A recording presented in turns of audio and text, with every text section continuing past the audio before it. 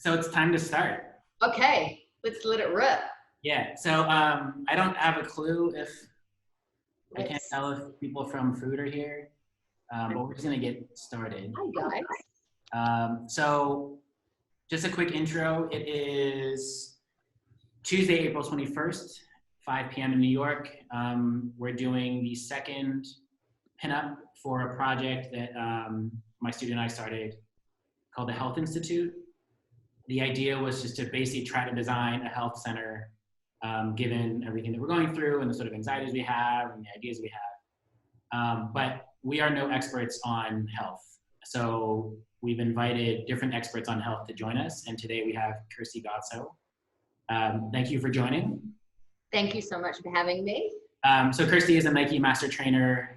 We met down in Cayman not that long ago, I guess. Yeah, like when did we have that ridiculous party? Was it Halloween? Oh, it was Halloween. Duh. Oh yeah, it was Halloween. That's right, because that's why we were all dressed up so weird. Yeah, that makes sense. So you are not only the second guest, but you're the first publicly live one. So we're going to kind of see how this goes. Cool. Well, thank you to everyone that joined in too. For now, you might regret it, but we'll try and make it worthwhile. So what we're going to try to do is, I think, about 45 minutes or so of just discussion with Kirsty. And you'll probably hear from the food team jumping in and out as well. Cool. And then after that, we'll open it up. If anybody has any questions, we'll just kind of open it up for discussion. Awesome. But so to add to that, I think one thing that's been really interesting with your work is this NTC side of the Nike Master Training, which I guess you were doing well before quarantine, right? Yeah, so a lot of that content was actually filmed in the end of 2018. Okay. And then came to life on the app by like July 2019.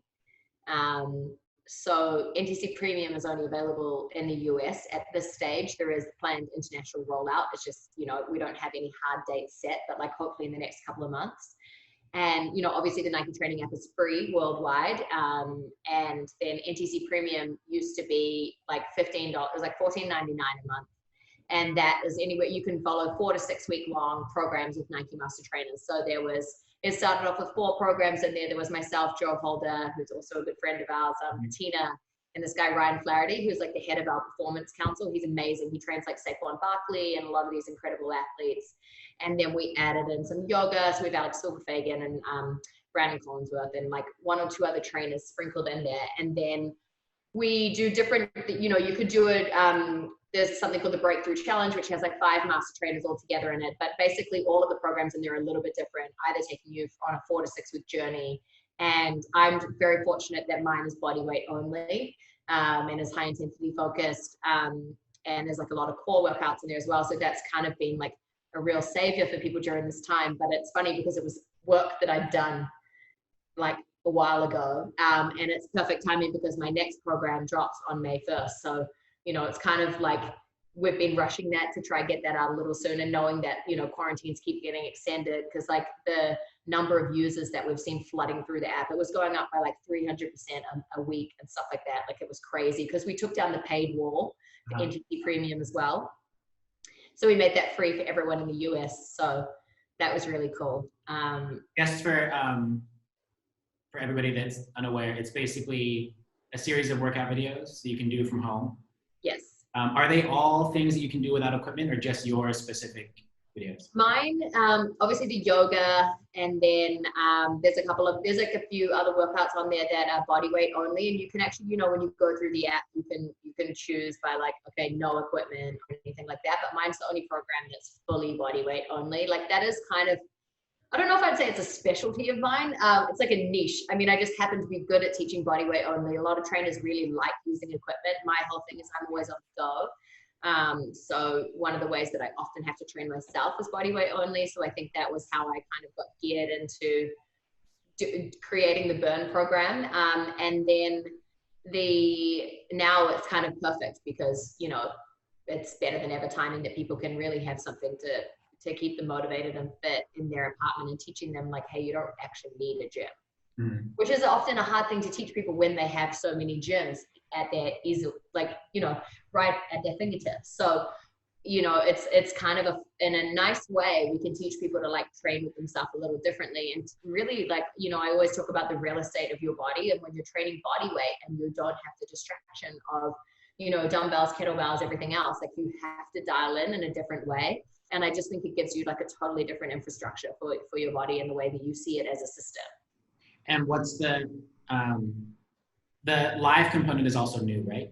Yes, we've never done that before. That was probably like, I hadn't been that nervous in so long. Like I was so nervous, I had to go for a nervous run the night before, and I was like freaking out. And like my friend Ariel, who's a Nike trainer as well, like made him end up coming over, because basically we're in the, like, this was 4 weeks ago. So it was still like very like new into quarantine, and Nike all of a sudden decided they're like, okay, we're going to like quickly get after this. We've got to support everyone. Let's do these YouTube live NTC community workouts. You're going to do the first one from your apartment, but we're just going to ship the equipment to you and you got to set it up yourself. We're going to set it up over Zoom, and we're going to have it logged into the Nike YouTube channel, and we'll, they take over your laptop as a prompter kind of thing. So you're literally by yourself and just hoping for the best. And so in my head, I was like, okay, so just to be clear, like no one's done this before on Nike's YouTube channel, and I need to be like the test buddy. And I was like, oh God, oh God, oh God, oh God.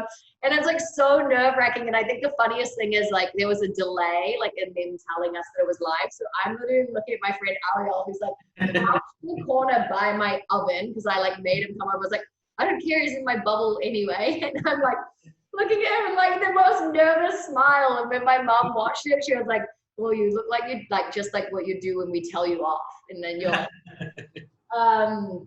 but so that was really cool, and it was awesome to see the response from that. And then we just did the second one of that, which was we've done 4 total, with my second one on Saturday, and all of these stay up on YouTube. And that was crazy, like they're getting up to like over 700,000 views and stuff within like a couple of days. So it's really cool like how many people are doing it, and just being able to offer something to everyone, given that we don't have NTC Premium everywhere yet. So I think it's really nice having that touch point with people, and yeah. But it's pretty funny being like, cool, I'm just taking over from my kitchen. Welcome. And just to finish off with the program stuff, you had mentioned May 1st, you're launching something new. Yeah, so May 1st, I've got another program on the Nike app comes out. So that's really cool. So we just sort of announced that on Saturday at the end of the workout. And that is like, maybe a third of it is body weight, and then the rest use some equipment, won't say what.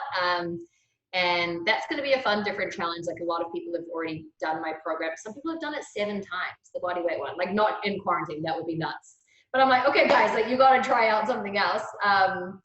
So yeah, that's been really cool. And I think the funniest thing is, the difference with NTC Premium is people feel like they're hanging out with you like 3-4 times a week, because you're talking at them nonstop for like 40 minutes and doing the workout with them at the same time. So it's a completely different experience to how we have on the free app, which is just you following what we call a whiteboard workout, where it tells you how many reps or how long the duration is. So it's been really cool for us to just see the app, how it evolves. We also we're super lucky that we have this insane performance council with Nike. So we have all these experts in sleep, mindfulness, meditation, like recovery, nutrition, and we feed all of that information into the app as well. But I do have to say, like non-biasedly, like I just think that Nike has been crushing this quarantine in the way that they've showed up for everyone. Like they don't have to do that. And it's been like a lot of us on Zoom calls, like trying to figure everything out. And it's been really nice to be able to be part of something too that is like being like, hey, I get it, like we're a sports brand, or like, and this is a fitness training app, but actually like we're here to be your friend. Like, get it. It's a super confusing time right now. And like, it's so easy to lose your shit when you're stuck in a small space. And like, I feel bad. Like I'm lucky I live alone, but like, it's really hard for some people that, that might have 3 or 4 roommates, or, big families, and like, it's great to be with your family, but we also know that family like annoy us very quickly a lot of the time. So, I think it's been really fun to see families doing the workouts together, like some kids that get homeschooled are like, hey, my mom uses this for my physical education class in general. I was like, damn, that's cool. Like, you're really crushing hot sauce burpees at 9 years old. Have you, like, you had mentioned, for example, like, here's some examples where maybe you don't need a gym anymore.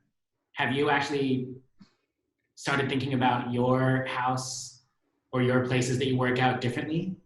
Like, I mean, or did you always think of like anywhere you can work and do your exercises anywhere? Or is this like, Yeah, I mean, I guess I'm lucky that I have yoga mats, like a Pilates ball, ankle weights, a couple of dumbbells, medicine ball, things like that in here. But the funniest thing is, honestly, the workouts I'm really doing, I'm not even grabbing that equipment. Like, I did a workout with my friend Ariel, who's a trainer last week, and he was training a group of us. Like, there was like 10 girls on Zoom, and like we were doing pistol squats, like off a chair, and like, elevated push-ups and stuff, and just it's actually really fun when you have to get creative in your space. I think a lot of the time, you always hear people like, I go to the gym, just don't know what to do. And I'm like, yeah, but there's only like 120 different things in there for you to like go work with.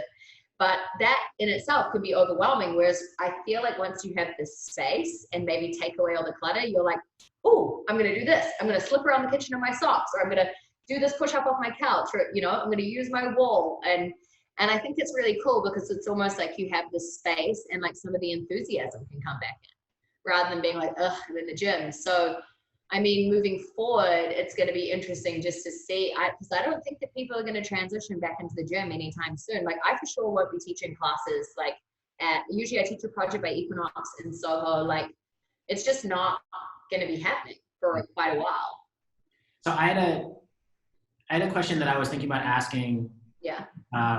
all the guests, which is basically when and how do you think about health? But I feel like for you, it might be the total opposite. Like when do you, with someone whose profession and just like personal passion is very much about movement, yeah, and health,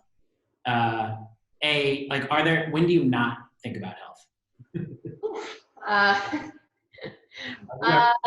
God, remember when we used to be able to go to a bar and have a mezcal?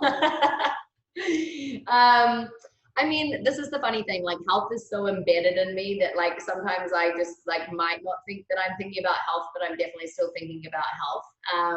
I've always kind of said like I'm in the business of bodies in a sense because I have a double business degree. I love business and I love working with people to just articulate whatever their health journey is. And I believe that it's just so much beyond that 1 hour of your workout or anything else. It's really the other 23 hours of the day where you can mess shit up.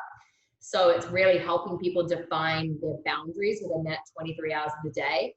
I would say the only time that I'm really not focusing on health is maybe when I'm like FaceTiming my friends or like, because otherwise like I'm a geek. I love to read. I'm reading books all the time. And like, I'm reading weird books, reading books about your feet. I'm reading about prehab for runners. I'm reading the Tao of Detox, so like different stuff like that.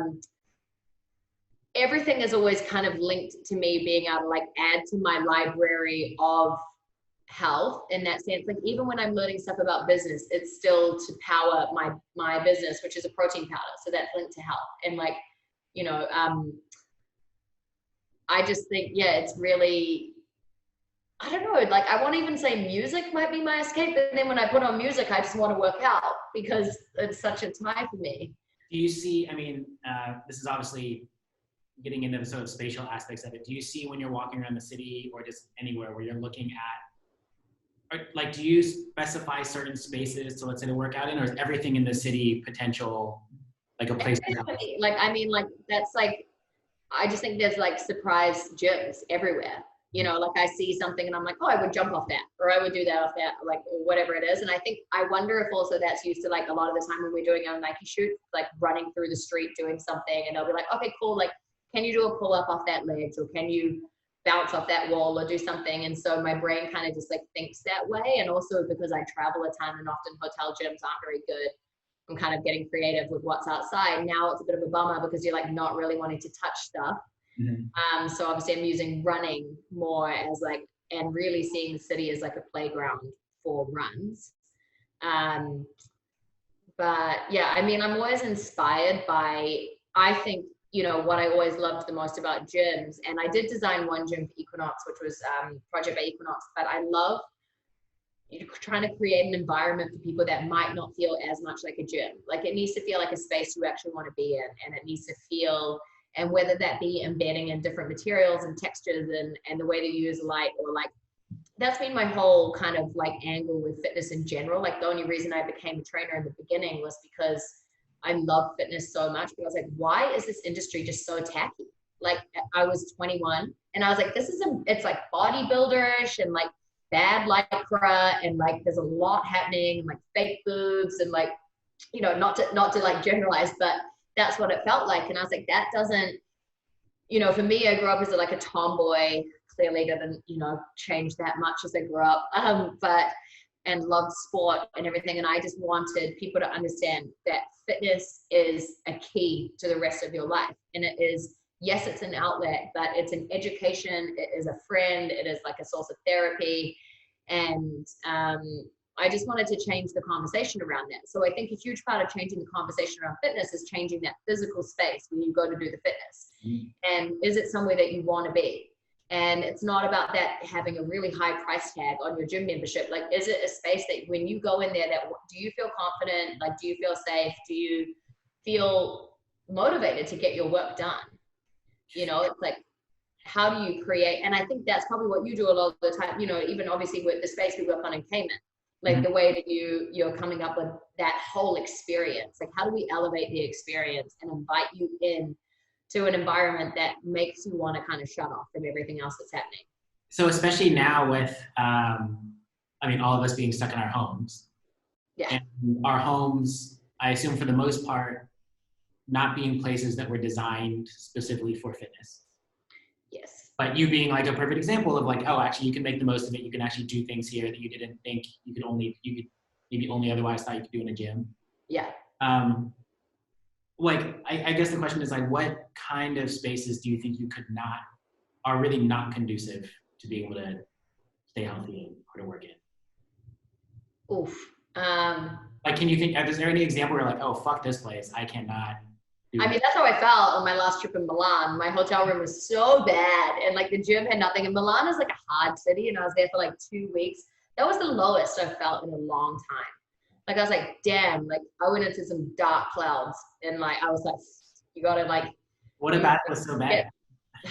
What about it was so bad? Oh my God, the whole thing, the job that I was on was terrible. It wasn't Nike, to be clear. And like, it was just like, there was nothing. Like, I'm celiac, which means you're like actually fully allergic to wheat. And I have been my whole life. And like, I'm also healthy. And the food there was just like, it was very difficult. There was no gym. There was like no actual other gyms to go to. We were working really long days. And I was working out on the ugliest, like 3 strands of different brown colored carpet. And I was like, this is awful. With towels down as my mat and in the corridor with my suitcases like right on one end and then the door to my room. So it was really like I had actually a body length of space and I was using NTC Premium in there and I was just like, okay, come on, like you got to get it together and get it done. And that was how I worked out for 2 weeks and it was funny. But like, you know, I think I do feel bad for people that live in studio apartments or like really, really small spaces or like, you know, people that are trying to do that with kids and stuff. Like there's obviously some places that aren't as conducive to working out, but I do honestly feel like you're going to get what you look for. And if you choose to get up every day and just see opportunity in your space or see opportunity in your city, wherever you are, like you'll be able to create something that you can do. So I think that actually touches on something that, I mean, we've been really interested in, and actually I have a question first. Okay. We gotta work. How has, with someone who again is like sort of day in, day out, not only incredibly healthy, but sort of about health, I guess. How has this quarantine period changed how you picture or understand the relationship between health and the city? Like, do you look at health differently? Do you look at the city differently? I mean, I look at the city a little differently because to be honest, before quarantine, I was a little like, you know, New York and I have our moments. I grew up in New Zealand on a farm. It's very different to living in an apartment, like high up with not much space, definitely no grass, anything like that, no sheep. You know, the thing for me with New York is I'm up at 5 every day. I often get home from work at 9 p.m. or like usually, or I might get home at 7:30 p.m. and I'm out all day, bouncing around the city, doing so much work. And I always have said, like, I have a masochistic relationship with New York. Like I thrive off the energy, but it also rinses me dry. And then you pair that with the fact that I travel so much for my job. I'm usually flying at least twice a week. So I'm never in my apartment. You know, you're trying to find the best options for food on the go. And so, you know, for me with New York, I always lived here because I always explain New York as being like you're dating someone that's like really hot, but like they're an asshole. Like that's New York, you know? And like, it was interesting once this all happened, and like that's what I'm finding when I'm going running. I'm having these moments like I'll pause when I'm on the Manhattan Bridge and I'm like, oh, the city is gorgeous, but it's like dead and it's empty and like nothing's going on right now. But like you have this moment to see silence in a city that isn't what it usually is. It's like taken off all its makeup or something. But then it's also lost a lot of its charm in the sense of like the restaurants are closed, the bars are closed, the shops, like things like that. But you know what I've always loved about New York and what keeps me here is I love the people. I was about to say, like, it sounds like the city's awesome when there's no people in it, but you took it Yeah, back. well, you know, it is in that sense true, but like the thing that I love about the people that I've made friends with, and I've lived in New York now for like 4.5 years. I was always meant to live in LA, actually, so that's so funny that I live here. I still think I'll get to LA at some point. Keep saying that. But I like the friends that I've made here are like lifelong friends, and they are amazing. And like people here like have your back. Like they'll call you on your shit, but they'll also like call you and like make sure like that you're good and checking in all the time. And like honestly, I credit that for like not feeling homesick. Like I should feel homesick all the time. Like last year, I only went home once. I saw my family, you know, at the very end of the year for Christmas. But yeah, New York is definitely very different right now. You know, I think the news is making it maybe look a little, not to say it looks worse than it is, because I get it, we're all in different hubs of how bad things are here, but it is definitely very interesting to be in a city that is known for being so electric, to see it so dull, and to all be like stuck, kind of hiding. And a lot of people left New York. Mm-hmm. I mean, I think one of the I would have if I was not live streaming from my kitchen. And then now I'm just feel committed. I'm like, well, I've got this far. Yeah, you're here. So, you got to see it out. Right? Got to be a committer. I mean, one of the most striking things I think for us was, again, like seeing the direct visceral correlation between individual health and the health of your neighbor, of your family, of your friends. Yes. Going it up to a neighborhood in the city, and the impact that's had literally, like physically on the city. Like you said, empty streets, town squares are empty, like shops are closed. The city just feels, looks, behaves in a totally different way than it was designed for, I guess. Yeah. And that, I think, like I'd never, like my entire life has been about architecture. I'd never made that connection before until it's hitting you in the face. The key, like how important like a single person's health spread across billions of people around the world has an effect on the physical planning of a city. And that was like profound. I don't know what to do with that information, but it's like when someone asks like, how are cities going to come out of this? Like, there's no way they're not going to be different. Or you very much hope they're not going to be different, or they're going to be different. Yeah. That's wild. I don't know how this is coming to. Sorry. But I think that's like a really great question in itself, because you know, they have to be different. We have to be agile. We have to be changing from this. But it's like, how does that happen somewhere like New York, which is so on top of each other, and proximity is so close? Like, I love the riding the subway. Like, is that going to happen again? Like, I keep asking people, I'm like, are we ever going to be in a mosh pit again at Travis Scott? Like, obviously, there's other things to think about too. But you know, we were talking about this earlier on, and speaking about the totality of health and understanding it's an accumulative effect. And usually, like, we're on a pretty like selfish pursuit with our health. And then now it's really like, hey, this is a group effort. Like everyone's got to be looking out for their health, but not just for their greater good, but for the people that they care about, for their neighbors, for their city. And, you know, I hope that it almost like bands us together in a new way, because we are going to have to work together as a team beyond this. Shit's going to be hard and it's going to be different. And, you know, I mentioned to us earlier before, I was like, I think we're going to shift from optimism, just like within self, to altruism. And really having to make decisions that is just so much bigger than yourself and for the greater good of everyone. And like, you know, there's some real, like there are a lot of opportunities amongst the loss that's happening now. Like first and foremost, we have to be grateful for our individual health and the health of our loved ones and people that are close to us. But, you know, we have to think, okay, how can we do this differently? Because we want it to be like learn once, not twice, definitely not 3 times, you know? So can I share, I sent you a little primer on the website. Yes, please share, because I loved this. And I really I can't wait for people to see this. Let's see if this works. So to catch people up, in case you know, we're an architecture office named Food. And basically, Kirsty, you can see the screen, right? Yeah. Cool. we decided to design a healthcare center just for the shit of it, basically. I think both out of our interests, out of our anxieties, just to see where it would take us. And so one of the ideas was to do it in Chinatown, and really that's purely because our office is in Chinatown down over here. This site, which is right off the Manhattan Bridge, is currently a governmental building, but a one-story building. And obviously, there's a larger conversation into what the future of Chinatown is. But Chinatown is kind of very much in the DNA of our office. And so what we wanted to do was this, basically. The basic premise, which in a way I think, Kirsty, you're so good for, is can you make the relationship between health and the city more seamless? Can you actually make the idea of health as much as you look at it day to day? Like, it's not any different than anything else you would do in the day.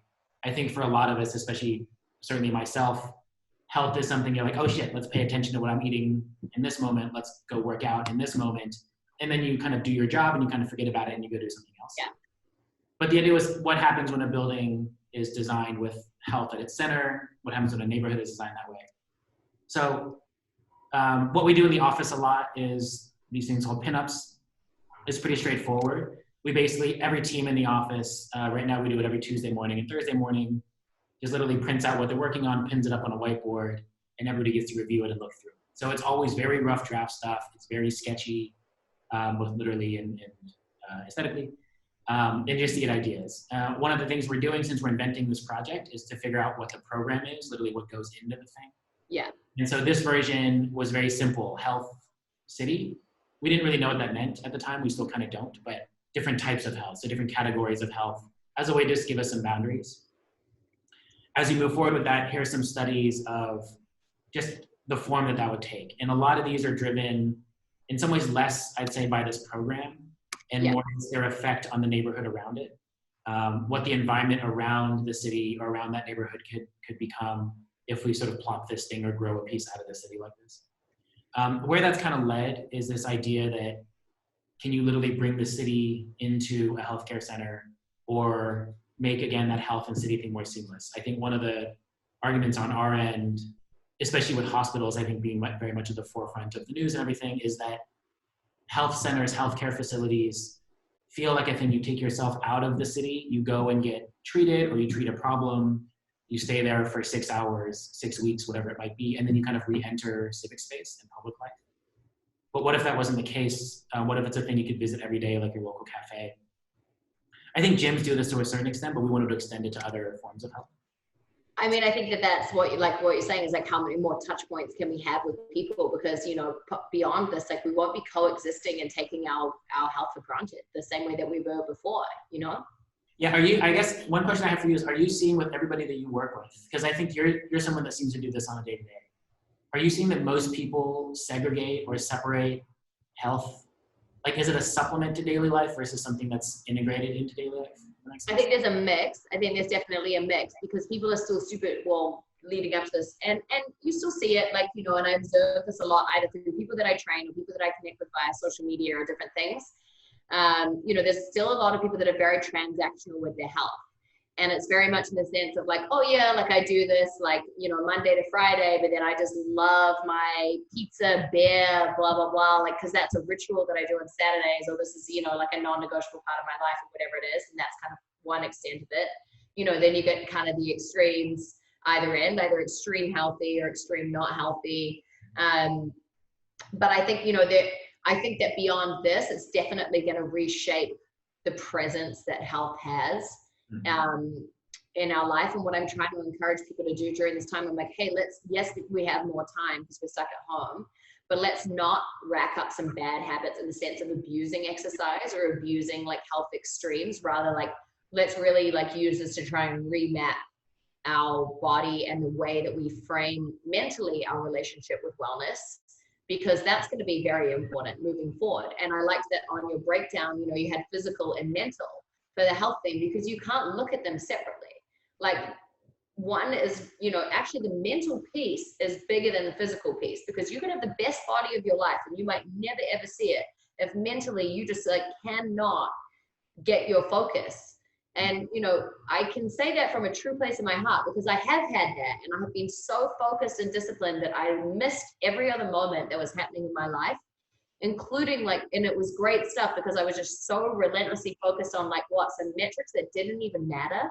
Like, does your body fat percentage dictate like all these other things that actually matter in life? No. Or like, you know, it's just ridiculous. And so, you know, I think the mental side of health isn't just about like, you know, okay, exercise and different things like that. It's understanding what mindfulness is. It's understanding like, you know, internal dialogue, and really knowing that we have this amazing operating system in our mind, and it has the power to like really make your day or break your day in many, many moments across the day. You know, it's not like you just wake up and it's a good day, it's a bad day. That day can change dramatically, like many times.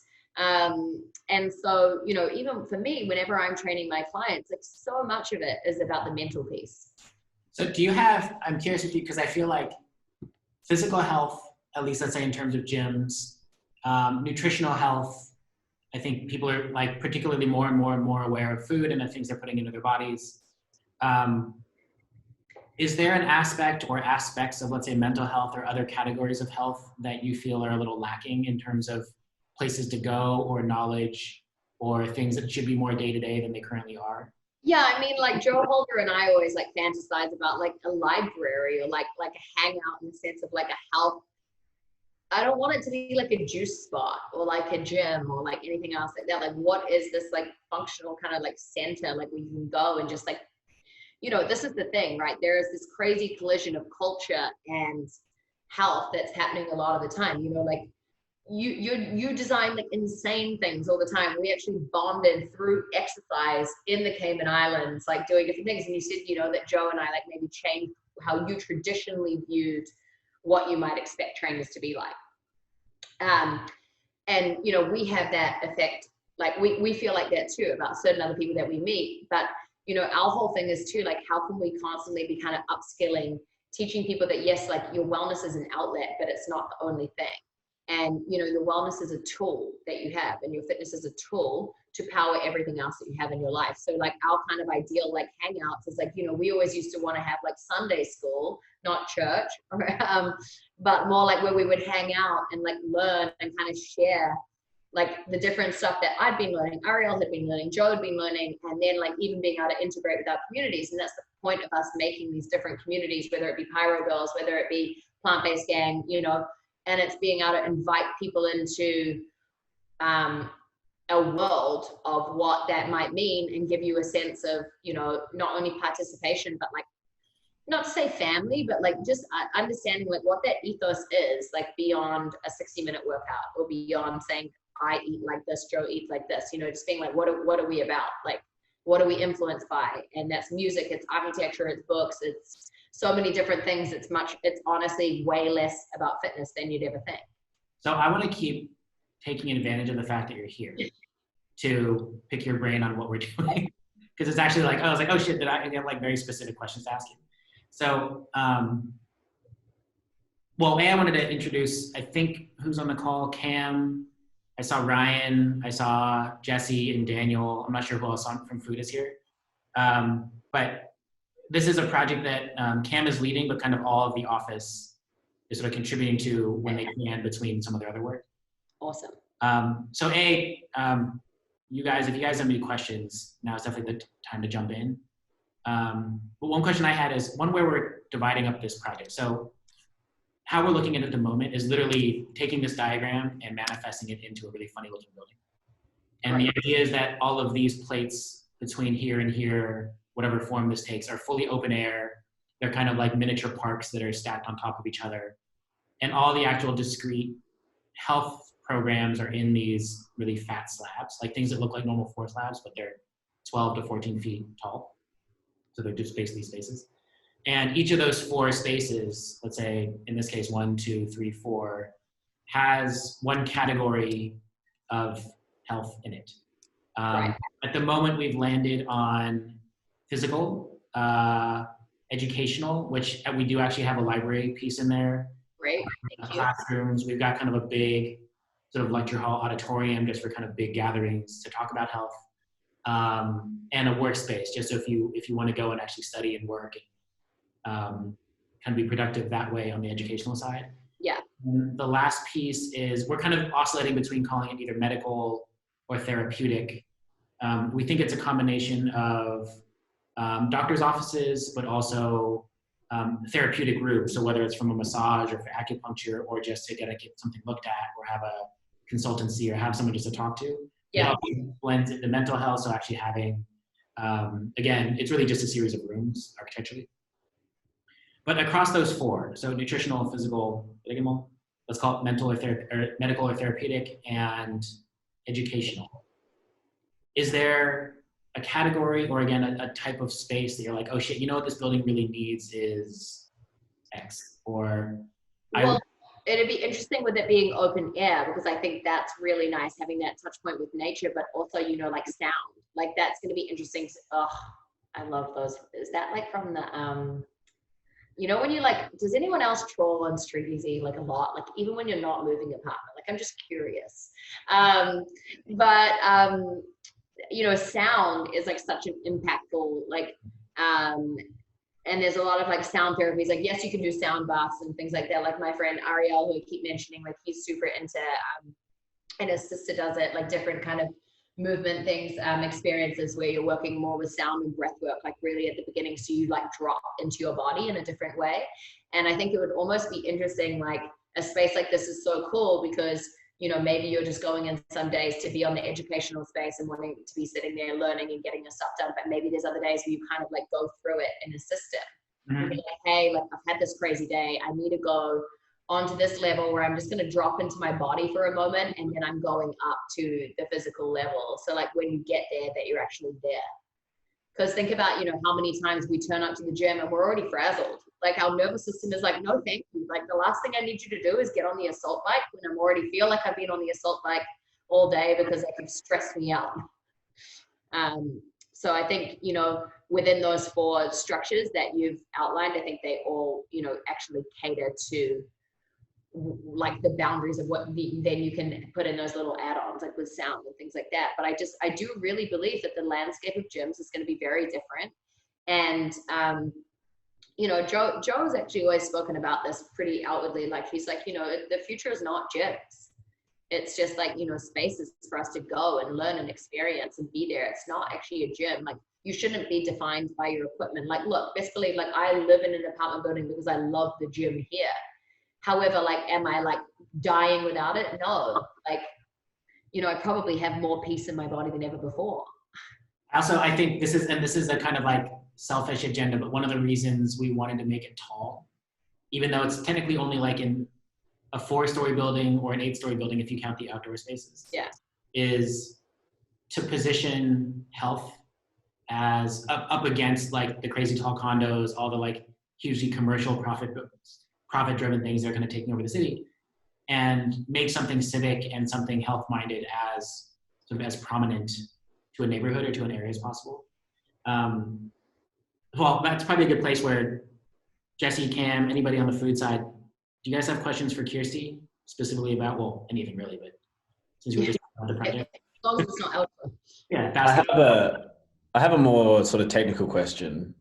I think like part of this project is all about sort of integrating health into everyday life.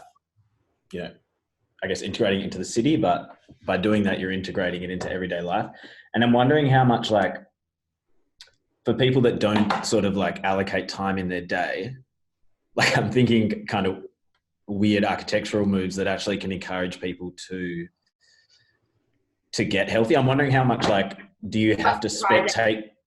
Like, say that again? Like surprise activity through the way that it's structured. Like, yeah. So like how much health can you actually get? Like, for example, you know, there's like, take the stairs every day instead of taking the elevator, moves like that. How much benefit can you actually get from that? Or is it super important to like take out an hour every day to like, to have intense exercise? Exercise snacks and, you know, Joe's big on this, and like, you know, being like, use the time that you have instead of talking about the time that you don't have.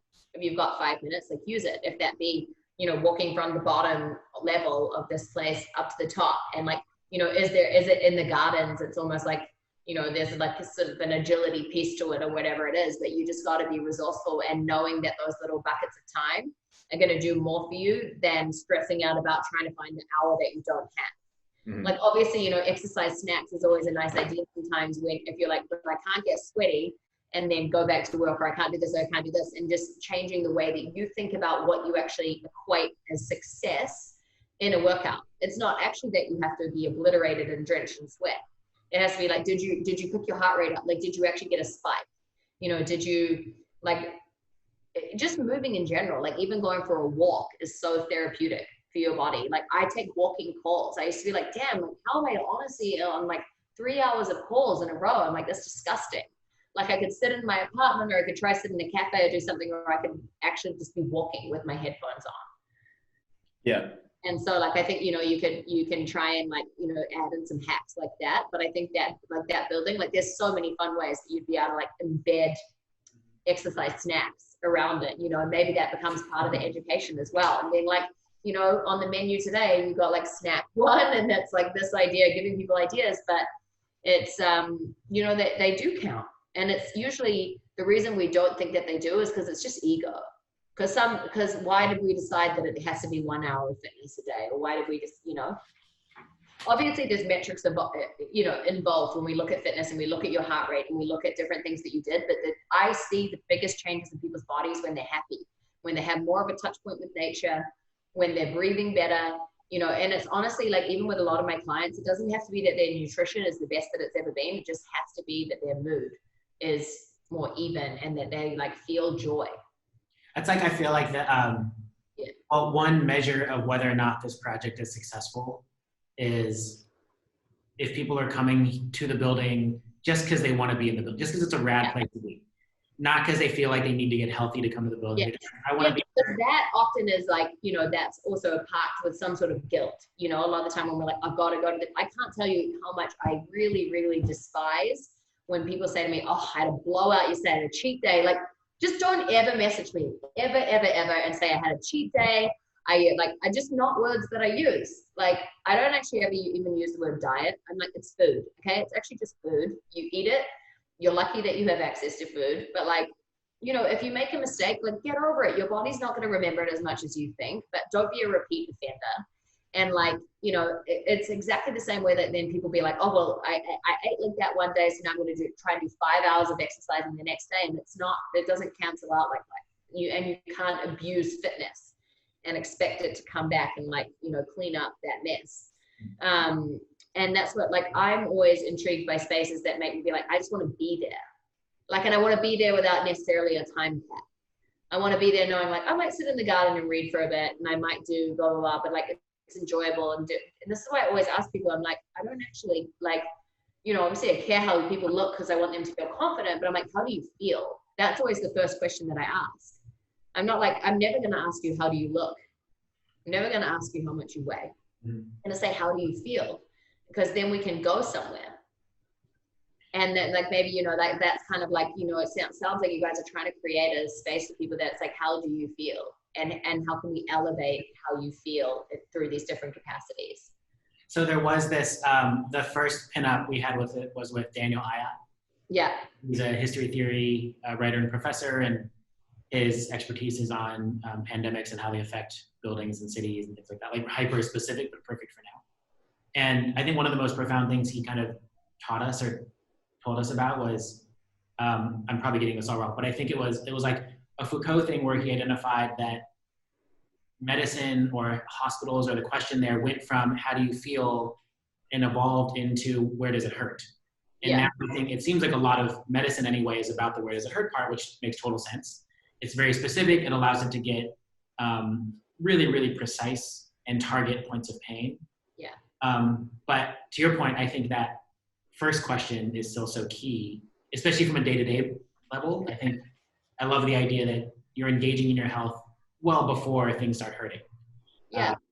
And also, like, what is the new question? I'm very curious also, like, especially given where we are now, like, what's that third question in such a weird setup that we I mean, I think it's a really interesting during this time too, just, you know, we're all going through the throes of it, and, like, there's nothing more confronting than being stuck with yourself in a small space a lot. Mm-hmm. And, you know, there's a lot of people that are alone, or there's a lot of stuff going on, and you really, like, I was talking about this on my Instagram the other day, but I was like, you're in the university of self, and you're like, you were just not going to like every subject. And you have to know that it's just like school. Like I hated geography.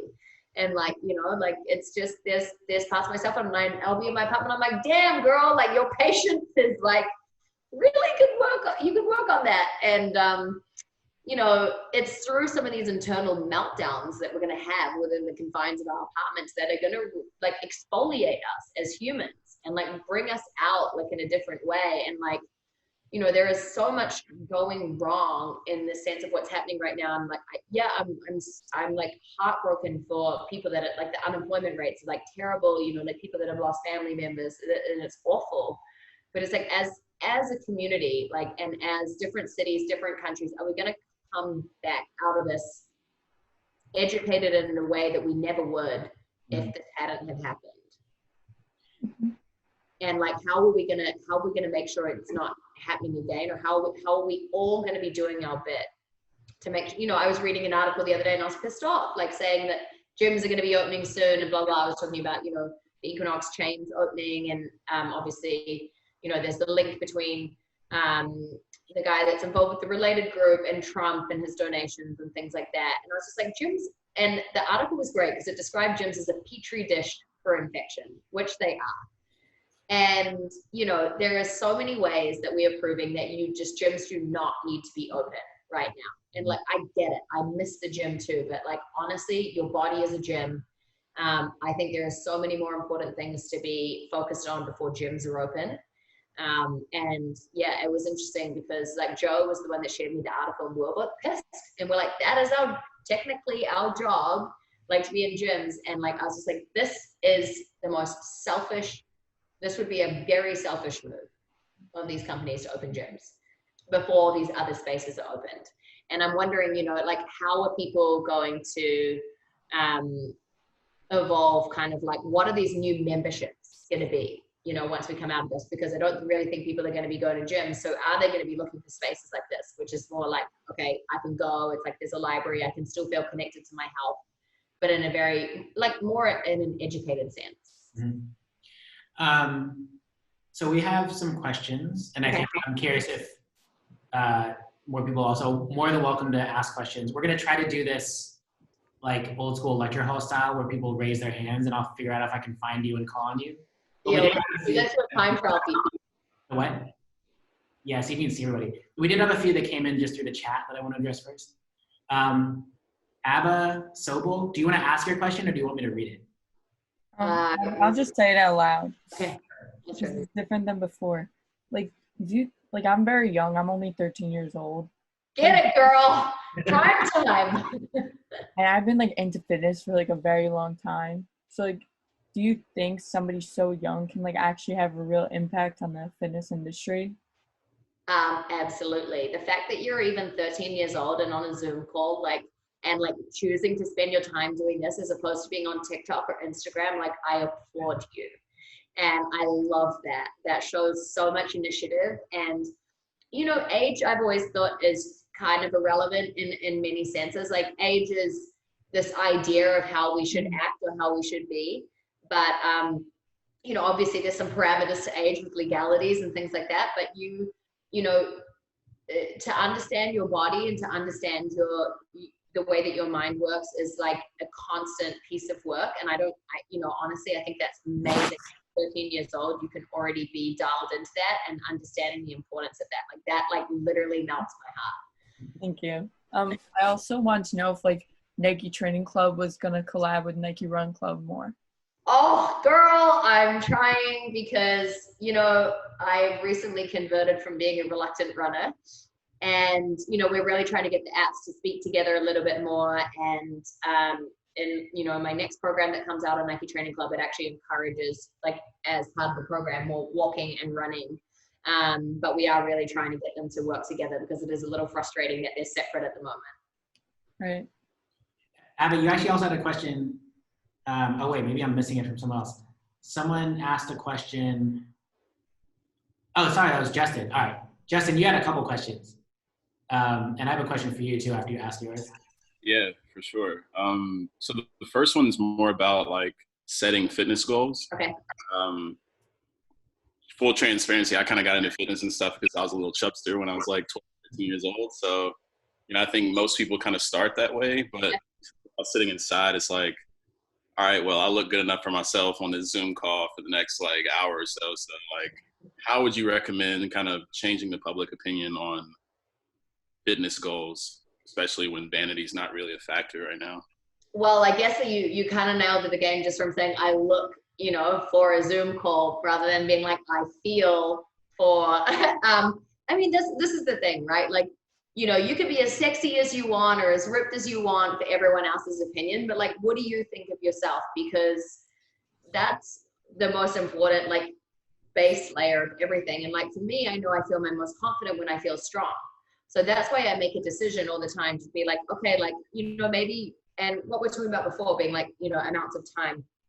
I think that's the most interesting thing about trainers is people always think we have so much time to work out, but actually we're training everyone else like all the time. So it might be the moment that we have to work out is like 8 p.m. since we've been going, like training people since 6 a.m. And I'm like, you know what, honestly, the last thing I want to see right now is a gym or a track or like a pair of shoes. Be like, but I know like I got to get this done for myself. So what I would recommend at home for people like too is you got to dial into something. You have to find like a little hook that motivates you, right? Like, and it's not being like, I'm going to be honest and not to be a Grinch. Like I'm sick of seeing the push-up challenge. Like this is just not functional. Like we don't need to be doing 100 push-ups a day and all this stuff, but it's like having these kind of goals of being like, okay, cool. Like I'm going to kind of put myself on a 3-week program. Right. And I'm going to commit to doing this workout 2 or 3 days a week. And it's going to have some upper and lower body components. So I'm going full body. Maybe you're doing like squats using a chair behind you. And then you're going into like challenging yourself to going up into like pistol squats, so like single leg squats and things like that. You're changing up your push-ups. You're changing up your mobility. Like you're using this time to kind of go into your body in a way that you probably didn't in a gym because you had the luxury of having everything there. Right. So now it's like we get to bring out the night vision goggles and be like, oh, that mobility, all that stretching, like, the things that we were ignoring and highlight some of those superheroes and kind of like make this path for a much better us beyond this time. And I would say, it's all about keeping some routine. Like, even if you don't have to get up by 7 or 8 a.m. every day, like, does it serve you good justice to be in bed till 10 and kind of like smashing. Like the funniest thing to me is like how people are like, yeah, and I've stocked up all of this pasta. And I was like, just to be clear, like, was there any other point in your life where you were eating pasta for 3 weeks straight? Like, were you in Italy or like what happened? But like, doesn't sound like it's the best decision for your body. And it's the same with your exercise, like, so I think, could you take a piece of the mentality that when you say you were a chubster, to use your words, and obviously that motivated you because you're like, I want to lose weight, right? Like I want to feel fit because I know when I feel fit, I'm going to feel confident. But what if you could strip out the first part of that story and now be like, I am so excited about when I get to be outside again, and fingers crossed it's going to be summer and everything like that, and being like, I want to feel fit and confident. But you've taken away that layer of it having to be about weight loss, but being about the feeling and highlighting that again and just having the base plan. Like you live in the States, obviously, right? So like, even if you're like, oh, I don't know what to do, like honestly, not as a plug, like use NTC Premium and just know that you can go in there every day and be like, I'm going to have a 30-minute workout. And it's going to be, like if you don't want to follow a program, because I know for a lot of people, it's super hard for them to follow a program, especially outside a gym, like go in, have someone distract you. It's almost like you're putting on a podcast and just being like, I'm going to watch this lunatic tell me what to do for like a while. And it's because once you get, like, I always say this to people, once you're in a good habit, it's actually like, it's like harder to break a good habit than it is to break a bad habit because you know how good it feels. And you start kind of getting like intoxicated on that feeling. But I feel like if you've done it before and you stripped it before and when it was attached to like maybe a certain physical outcome that you wanted, then you can definitely do it again. It's just that you've changed the parameters. So Justin, you're in Atlanta, right? Yeah. So how are you feeling about the Georgia opening up thing?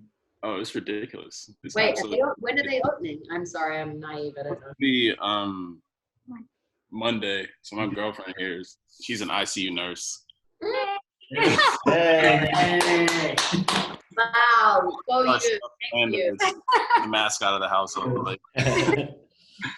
So yeah, I mean, we think it's ridiculous, and it came out of nowhere seemingly. But I mean, it's just, I'll keep my like political opinions to myself on that. But Oh, it's all good. I feel like we're all right. yeah, Man, well, good luck. That's crazy. Like, Kirsty reminded me when she mentioned that like gyms do not need to open back up right now, and I was like, I think that's on the list, right? I think gyms are on the thing to Put open. it on the list, and I'm like, that like literally is a worst case scenario. Like, why? All right, who's next?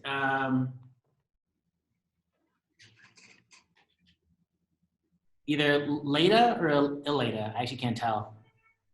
Oh, it's for us. Hi, do you want to ask the question? Thank you. Yeah. So my question is actually to you guys. But firstly, I love your workouts. We've been doing it with my friends all the time. Like I'm in LA, but like people from New York. I can see like palm trees and blue sky in the background. I'm like, you. Oh yeah. But yeah, we love your workouts. So thank you for all the support and the Nike team too. But yeah, my question was about the project actually. So like how you guys classified every section to be, I'm also an architect, to be nutrition, meditation, and fitness. And I was wondering how you guys are thinking that this will change this will be different from any other vertical building that already exists, because like you still have to somehow encourage people to go to this floor or to the other floor. Like how are you guys planning as a team to make that happen? So. I don't know. I think it's actually it's because it's totally a question that we've been trying to wrestle with. I think that difference between like, do we want to specify that this is the nutrition floor? Do we want to specify that this is the physical floor? And part of it has been like, in an ideal world for me, it would be as simple as going into like a public park where there's no like specific. Yeah, just like the track happens to be there, the playground is there. Yeah, like that would be incredible. But then we're also wrestling with, well, there are very specific needs of a healthcare center for treatments, for cooking and eating, for like, there's a lot of technical requirements. We're not going as far as a hospital. Like we've been careful not to call it a hospital because it's a whole nother level of technical requirement. I think we're just not going to be able to hit in this one. But how do you balance the really hyper specific with the more general and open? Obviously in this version, we've tried to have both. We've tried to have like specific, general, specific, generic as you move your way up. But I do think it's a really good question. How do we make it more seamless with the city? How do we make it less like you're just stacking your way up the building? I think in your written question, you also had, are there more creative ways through the circulation? Yeah, I mean, I was thinking about IKEA, how like you just go in and you have to go through all of those sections, and it's like kind of something like that might work, but like I cannot see that like in practice working. Like a hiking trail through a building or something like that. I mean, yeah. I don't know. We'll make sure to credit you when we're adding a hiking trail. We'll name it. I wonder if you're embedding the like art of adventure throughout, the experience, and not knowing like, there can be touch points, like maybe this is the main nutrition floor, but there's also like a veggie garden kind of up in this part, which is not, whatever it is, but like hitting it differently, and almost like where there's like almost installations of sort of health that are changing. So you're kind of constantly wanting to explore each level. You're always going to get people that it's like the same thing. They just want to go straight to nutrition, or they want to go straight to fitness. They don't really want to evolve. But I would imagine a space like this would probably be drawing in people that are really interested in getting lost in that adventure of what is the new health. Jesse, did you have a? I was just going to say, I think it's a really good point, Elena, because I mean, in one way, like we're physically the physical distance between them is like they're not close at all. But I think those outdoor levels can be where the cross sort of pollination happens, and maybe you create that like third program that doesn't exist, almost by allowing like those two programs to interact to kind of see where that goes. So I keep thinking of like a grocery store and a gym and things like that, like some sort of weird things that don't, there's things that like, I remember like cafes in stores. The first time I saw that, I was like, what? Like, that's fucking crazy. And then like, now I can't unthink it, it's like, it's weird when they don't have a cafe, but I think diagrammatically that's probably what those open levels are for. There is, I think, like I've noticed a philosophy in the office, or certainly like a personal philosophy, which is maybe why it's sort of in the office sometimes, is like overly generic spaces don't really give you what you need. Things that are trying to be everything at once without being anything. And so like bookending or framing things in like really specific, very functional, very precise usages. And then, like Jesse was saying, giving room for experimentation or innovation or undefinition. Like that's been our strategy on a number of projects. It's really helpful. I do think the circulation one is something really interesting. Like how do you kind of end up on the 5th floor without even realizing that you had to like push the 5th floor elevator button to get up there? Or take the stairs, because that's how you can integrate Yeah. it. Well, that was it. Alice, are you still here? Maybe not. Okay. So Alice's question. I love following Kirsty and Joe because they're both innovative, high energy, lifelong learners.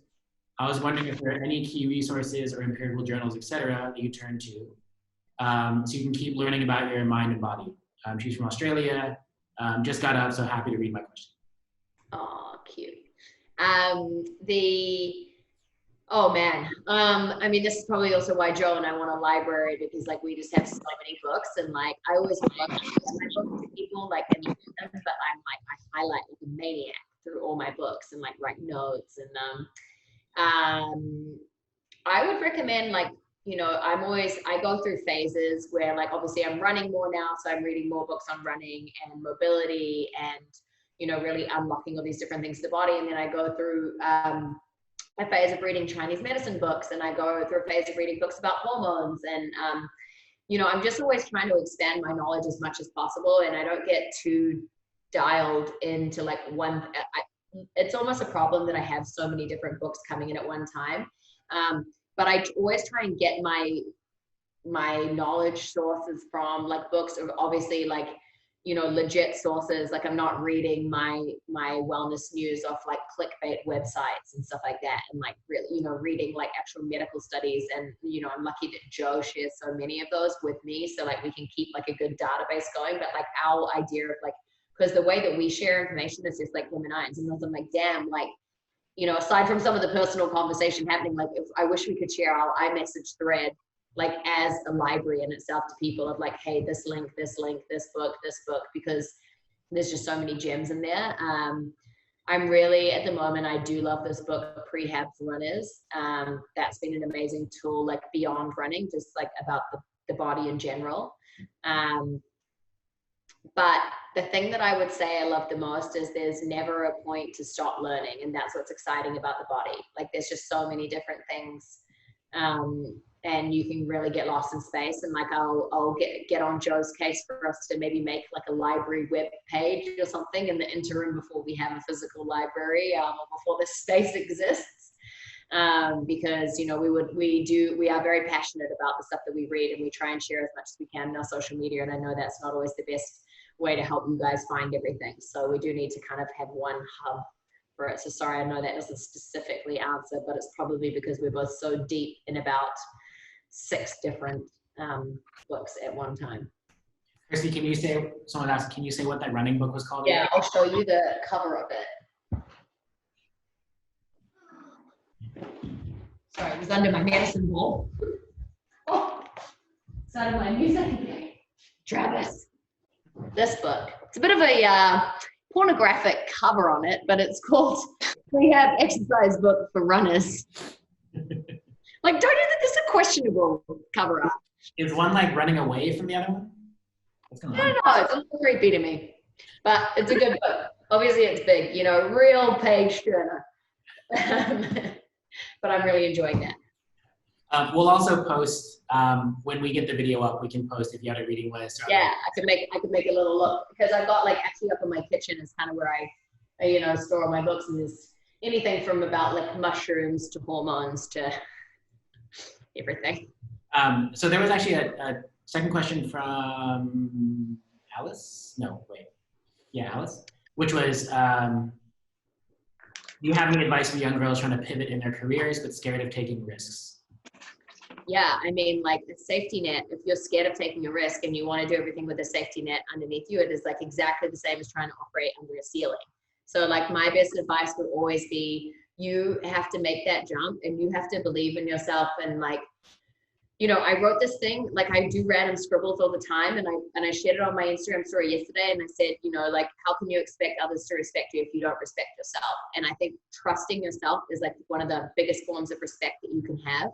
You know, I pivoted, I did a double business degree, I studied finance and marketing, I then worked as a brand manager, and whilst I was a trainer for a fitness company in New Zealand, and had to make a very difficult decision when I was young to leave that company to chase, you know, I was working with Nike, but I wasn't by any means like anything with Nike. I hadn't been in anything big with them. I was like looking after New Zealand and Australia, and I really had to make a heartbreaking decision for myself at the time to leave a very safe, you know, situation to follow that dream, because it was, you know, a bit of a kind of brand war scenario between Reebok and Nike. And I'll never like, the way that I made that decision in the end was, I was like, this is terrifying, because either way I'm going to break my own heart. I'm either going to think about Nike and wondering where I would have gone the rest of my life, or I'm going to stay here in New Zealand and be like, cool, whatever, you know, I have this thing that I love so much, but is that enough? And it came really down to, I was like, well, I owe it to myself to just explore that unknown. And I knew that if I made the decision, I was like, well, I'm going to give it everything that I fucking got, because like I made that decision, now I have to go after it. And I think that that's my biggest advice to anyone that's nervous about pivoting. Like, you just, if you know that that's what you want and that's what lights you up, then you owe it to yourself to do that. And you shouldn't be scared, because if you want it enough, you will work for it. So I also wanted to add that I think that advice applies to anything. I was going to say, it's like for architecture, design, anything creative, anything in your profession or career, anything you want to do. I also wanted to add that, like, a time like this where the whole world is falling apart, seemingly, like counterintuitively, I think is one of the best times to actually try something incredibly risky. It's a really scary moment, but it's also, especially if you're young, like, I think the more success and the more comfortable you get, the harder it is. It can be so much harder to put everything aside and try something really risky. Yeah, because you feel safe within that space or whatever it is. You know, I think my whole thing is I'm like always intrigued. Like, I've always been curious, and I've always been like excited by other things that are happening. And that's how I continue to like push myself to evolve and do different stuff. And, you know, I would hope that all of us can feel that kind of excitement by trying things that we don't really know, because that's the space in where you learn everything.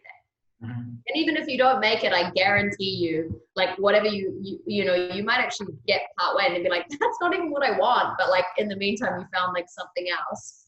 It's also like, if your driver is just spending time doing stuff you love, not necessarily success, I think it's very easy to be like, oh shit, I'm actually like really happy. And you'll get to a point where you're actually just doing it because you want to do it. Yeah. It'll lead to something successful. It's also like, I think the recession in 2008 bred a lot of really interesting ideas out of this.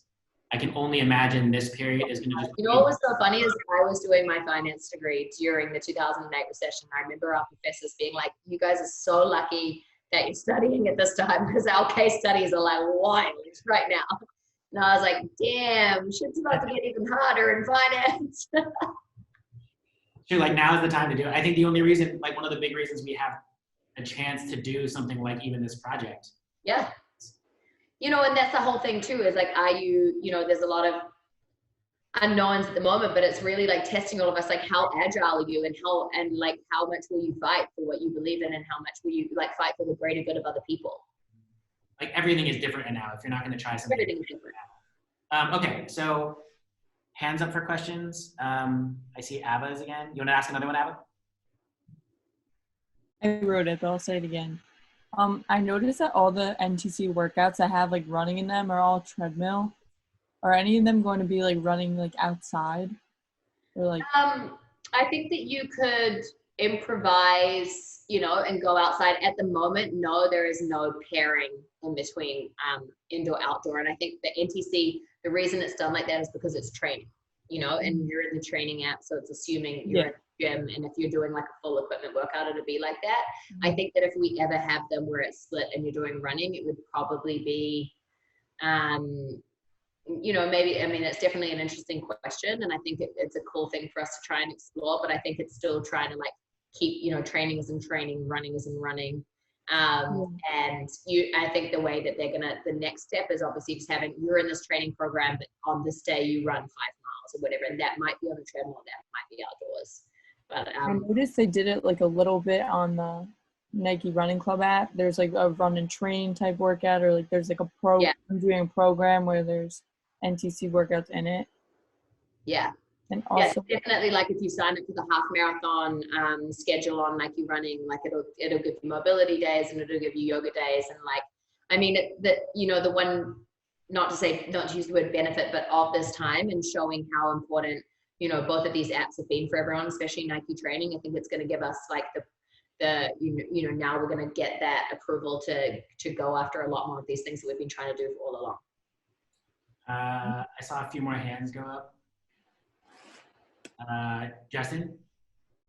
Yeah, I want to talk about how you fund a project like this. I kind of gave a question earlier about it, and whether it be private money or government investment. I think like there's a lot of pros and cons that come with each. I'm curious about how you sort of evaluate that. An example is like a shopping mall. I know a lot of those are owned by investment groups that are like privately, obviously funded.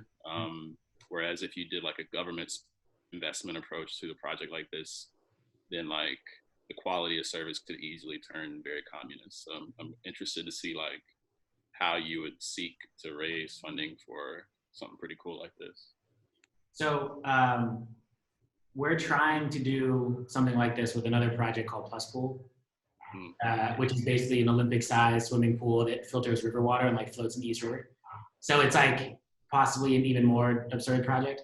But the quick question for that one is, it was started privately. Like we started it, actually, to even that risk question, we started it like right after the recession because like we had shit all to do. And like we wanted to do this kind of project and nobody's gonna ask you to do something like that, so just put it out there. But it started through crowdfunding, when crowdfunding was kind of very nascent and early. So it started with just kind of individual donations and philanthropy at this kind of very individual, like $20 level. And then we decided, we had a point where we decided, do we want to go private or do we want to go and work with the government on this? And we decided the government route. We established a 501c3 so we could keep raising philanthropic money. But what it did was it locked us into, in the best way, it locked us into this thing having to be for the public good. And I think that to me is like the biggest reason to involve the government. I think in a place like the US, the government's contribution to like civic services is at best. Yeah. But like how much trust do you have in the government to actually like pull their weight and put the money where it should go? But examples I think that are interesting, these combinations of private public, are things like the High Line or even like Central Park, which is obviously a public park. Both of those are public parks owned by the city, but they have private nonprofits that help raise additional funds. So High Line, for example, which there's a lot of criticism about kind of what became of it or not became of it, but what it influenced in the city. But the only way it became what it is now is because it's a public park with sort of a top layer of maintenance and operations, the ability to hold art programming, the ability to have really interesting stuff happening. That was through private philanthropy. I think in countries that have a much stronger cultural, educational, health level of funding from the government, you don't need philanthropy. Philanthropy is like it's a very like American thing because frankly the government doesn't put enough money. So short answer is I think it has to be governmental, and if the government isn't pulling their weight, then we have to turn to some private philanthropic to supplement. But I think for something like this, because we want health to be part of the city, I think the government really has to have like some skin in the game and make it as much a piece of the city as a Central Park or a Prospect Park or the local square, whatever it is. That to me would be key. How we go about that, I think there's a couple different models, but. And I think, Justin, like the idea of health as like, you know, this country has weird issues around like healthcare, but like health is a right. And just like the government provides roads and different types of services, this should be one of those things. Like it should be providing health facilities. It should be putting money into that. Yeah. and channeling that money from somewhere else. Obviously, like the government only has so much money, but I think health is a fundamental thing that should be funded by the government.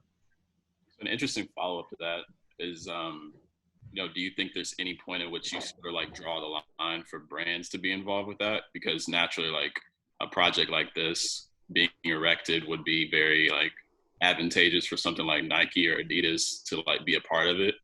Do you think there's any sort of like line that should be drawn that says, hey, like because it has government funding, that means no brands can independently benefit from this? Yeah, I'll say that that's like a really tricky question. I don't think I don't like the idea of drawing a concise line across saying like no brands. It's very much like case by case. It's very much like brand by brand. Yeah. I think it gets tricky when brands have ownership over certain things, but when they're brought in under, I mean, it's super nuanced. There's no like easy answer to that. I've seen it go like really terribly. I've seen it actually work really well. I think part of I agree with Dong, like it's hard to draw a line, but I think you have to be clear that this facility or whatever doesn't exist for making money. And so that maybe is how you kind of navigate that line, is that when it starts becoming about profit, that's when it will kind of lose its benefit, I think. Yeah. Because it'll become about money. So, I will say the nice thing with brands is they're really transparent, whether they're just there to make money or to like grow followers in a market versus they're there to support. So it's actually not that hard. Well, it can be difficult, frankly, when the check they're offering is really big. But other than that, and that's really just more of like an ethical question. But with brands especially, it's actually not hard to tell if they're there for the right reason. Sometimes it's actually not hard. I know a bunch of other hands went up, but Jonah, I don't know if Jonah's still here. You wrote us a question. Jonah. I'll ask that in a minute. Any other hands that want to go up to ask Kirsty or I anything? Yeah. Oh, sorry. It's like really small. Later again. Sorry? It's you again. Go ahead. Oh, yeah.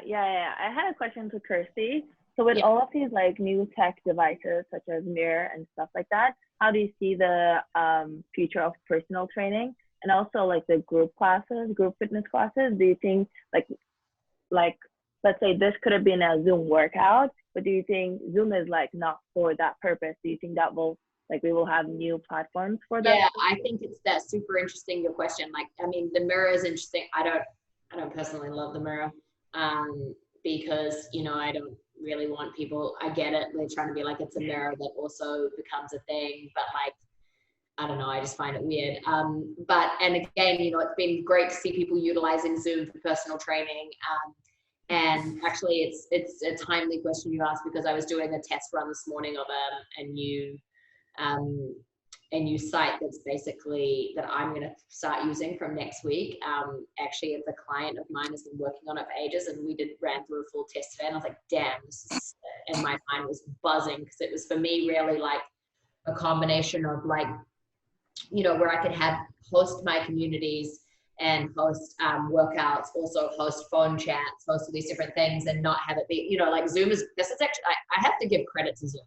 Like Zoom has actually been great. Like I've been training some clients on it. We've been doing stuff like this. I've participated in some workouts on Zoom, but it's not created for this, right? And it doesn't have maybe all of the features that we would really want moving forward. And I think it's going to be very interesting. Like the platform that like my friend is doing, like I'll be sharing that on my account next week. And that's what I'll be, inviting community forums into. But people have been asking me, they're like, why are you not teaching group workouts on Zoom?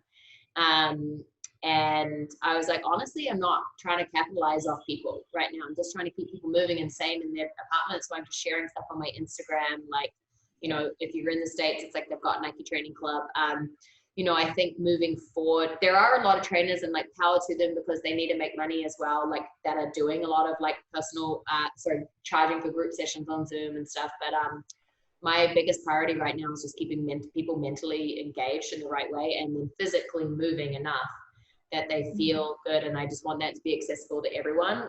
Moving forward, obviously we need to make income, as does everyone. So, I'll be looking to these other channels where it's still like a very accessible sort of price point for people to be engaging with you, but actually have a much more dialed in, like if anything, I think people are going to have more access to you. You know, before there was people that might be like, you know, they've been asking the personal train with you for 3 years, but you're just like, hey, like, I'm really sorry, I'm not taking any new clients because there is no time, because I'm doing this and this with, you know, Nike. But however, like, you know, you can join my community page on this platform. I just don't know if I'm allowed to say the name, so I'm not saying it right now. You know, and then it's like, you might know, okay, like I know that every Monday Kirsty's doing a workout on here, and I'm going to go follow it there. And then I know that she does an audio call thing that where like, it's pretty cool. You can have like 99 people on the line. And it could be just like a conversation, you know, almost like an in-time podcast. And rather than having to sit in a Zoom call, so you could actually be wherever you want. I know you could actually still be walking around basically if you want a Zoom call, but yeah, I think there's going to be more platforms like that coming out as well that evolve. And like, I'm really interested to see, because I think even when gyms open up, our people are going to be in there, you know, and our trainers going to be wanting to train people. Like I'm not like dying to go teach a class with like 30 people in it that are sweating everywhere. So, yeah, you know, like I think for all of us, there's going to be there's going to be another phase of getting our confidence back about being in public, being in restaurants, being in all these different places. As much as we're all really excited to get back out there, like how comfortable are we going to be? So we need these platforms to keep coming out and evolving. And I think it's going to be really cool to see what does come of this and what become the new, because like I find Instagram exhausting. Like it's pretty exhausting. Like, and I would prefer other ways to communicate with people.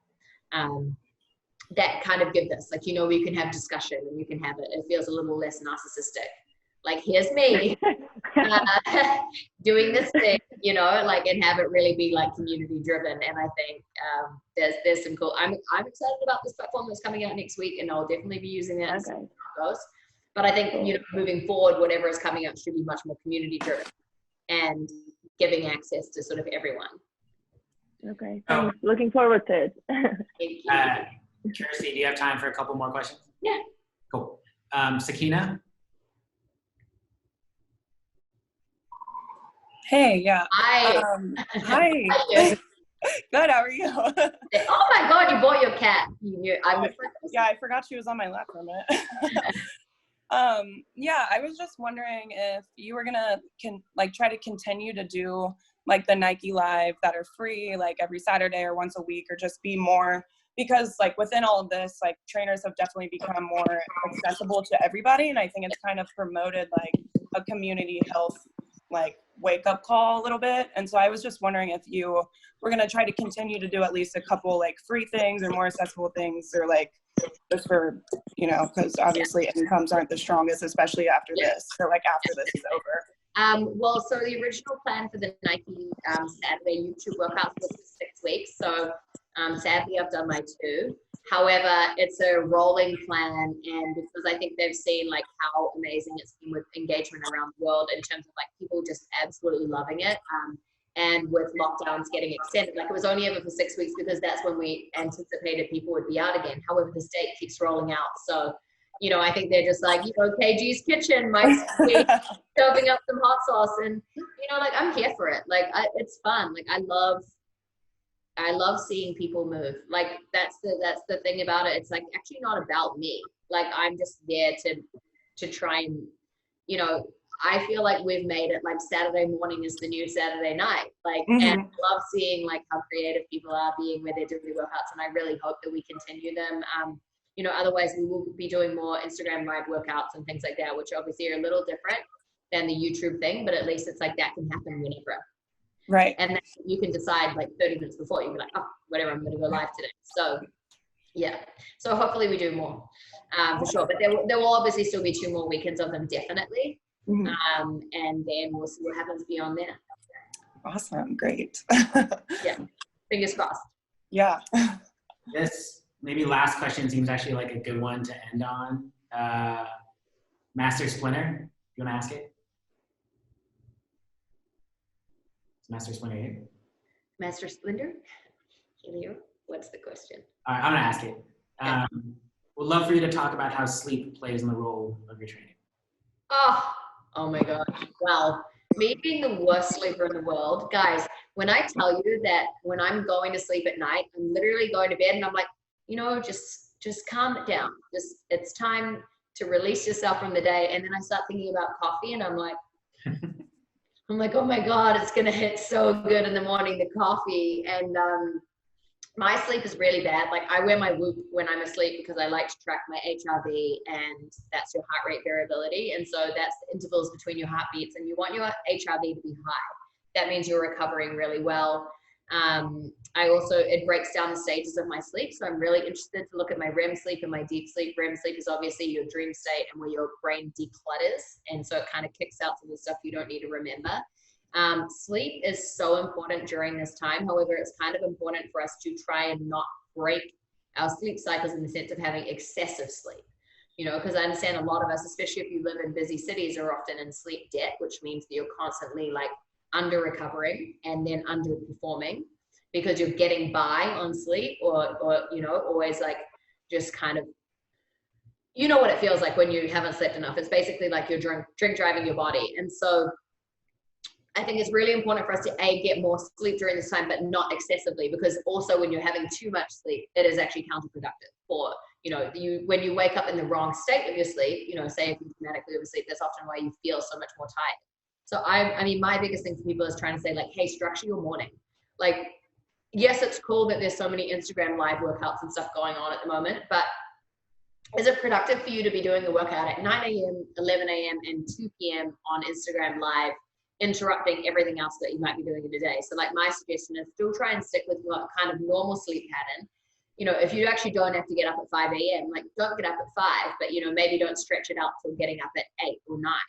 Just buffer it a little bit, because we also then, we have to forward think a little bit with some positivity. Like there is going to be a moment in time where we go back to work and go back to some of these structures. So you don't want to then throw your body into a total habitual system that isn't going to be a reality beyond this. So I think it's about, yes, like getting some rest, really focusing on sleep, but not excessively so, because sleep is the most important recovery tool that we have and that we overlook all the time, and it's actually free. Like you don't need a hypervolt, you don't need I love my hypervolt, but like, all these different gadgets that we have, like just good old sleep. And one of the best ways for you to sleep is, breath work. So yeah, my guidance there would be like, still having some structure around and parameters around how much sleep, and having that morning routine like carved out, because your body loves routine. Like even if we think that it doesn't, like it really does, it thrives. So you've given us a ton of expertise. Thank you for being an expert pinup person. Do you have any other like last, well, I know there's a few more questions coming in, like feel free to ask, like DM us or send it to our comments. We'll try to get Kirsty to answer them. But do you have any other last like words of expertise? I would just say, if you're feeling a little confronted by this time, it would actually be weird if you weren't. And, that was one of the greatest things that I heard I listened to the Nike Train podcast quite a lot. And our guy, Ryan Flaherty, on there was talking to Angela Duckworth, who wrote the book Grit. And he talks about this strategy he uses with athletes called defensive pessimism. And I think that's really interesting for us to kind of like, and usually pessimism is this very negative word that we use. But I think when you think about defensive pessimism, it's more about like, okay, like how can we be almost ready and ready to adapt? And I think this situation has taught us like we have to be more agile than we were, because it probably shouldn't have come this far. So I would just challenge all of us to use this time as diligently as possible. Like there's a lot to be stressed about, but there is some opportunity amongst the loss. And, can we use this time to come out more vibrant, come out more appreciative and grateful? And, I definitely won't be taking any of my mundane tasks for granted or complaining about a shit coffee or, anything like that. I can't wait to touch my friends. And, you really realize that life is complicated because we clutter it up with things that don't matter. And it's really the simple things that matter. And I know that might sound a little woo-woo, but like, I think it's true. And we just need to be a better team, everyone together. Thank you, Kirsty. Thank you so much. Dude, I can't wait to go back to Cayman. I'll see you there. See you there. So we're going to edit this video. We'll post it up probably the next day or two. Thank you guys for joining. I appreciate you. Also, we're doing another one of these tomorrow, number 3. It's with Shirt, who's a Queens, born and raised rapper and artist, and his brother Andrew, who is an ICU nurse in New York. So we'll do another pinup then. But you guys are the best. Thank you for putting this on. It's honestly, it's really cool what you guys are doing, and I really hope that the project happens because I would love that. thank you. Let me work on the library. You're there. You can be librarian. Thanks everybody. Yeah. Thanks, Kirsty. Appreciate it. Guys, bye. Stay healthy.